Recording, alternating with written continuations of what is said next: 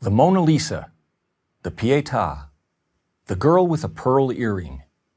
For a score of centuries, artists enriched Western society with their works of astonishing beauty. The Night Watch, the Thinker, the Rocky Mountains. Master after master, from Leonardo to Rembrandt to Bierstadt, produced works that inspired, uplifted, and deepened us. And they did this by demanding of themselves the highest standards of excellence, improving upon the work of each previous generation of masters, and continuing to aspire to the highest quality attainable. But something happened on the way to the 20th century.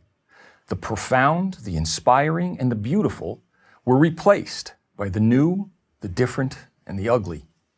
Today, the silly, the pointless, and the purely offensive are held up as the best of modern art. Michelangelo carved his David out of a rock. The Los Angeles County Museum of Art just offers us a rock. A rock.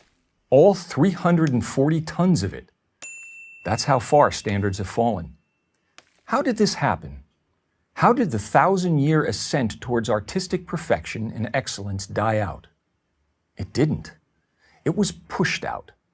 Beginning in the late 19th century, a group dubbed the Impressionists rebelled against the French Académie des Beaux-Arts and its demand for classical standards. Whatever their intentions, the new modernists sowed the seeds of aesthetic relativism, the beauty is in the eye of the beholder mentality. Today, everybody loves the Impressionists. And as with most revolutions, the first generation or so produced work of genuine merit. Monet, Renoir, and Degas still maintained elements of disciplined design and execution. But with each new generation, standards declined until there were no standards. All that was left was personal expression. The great art historian Jacob Rosenberg wrote that quality in art is not merely a matter of personal opinion, but to a high degree objectively traceable. But the idea of a universal standard of quality in art is now usually met with strong resistance, if not open ridicule. How can art be objectively measured? I'm challenged. In responding, I simply point to the artistic results produced by universal standards compared to what is produced by relativism. The former gave the world the birth of Venus and the dying Gaul, while the latter has given us the Holy Virgin Mary, fashioned with cow dung and pornographic images, and Petra, the prize-winning sculpture of a policewoman squatting and urinating, complete with a puddle of synthetic urine. Without aesthetic standards, we have no way to determine quality or inferiority.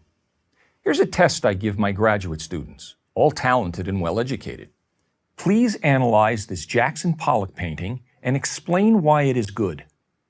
It is only after they give very eloquent answers that I inform them that the painting is actually a close-up of my studio apron.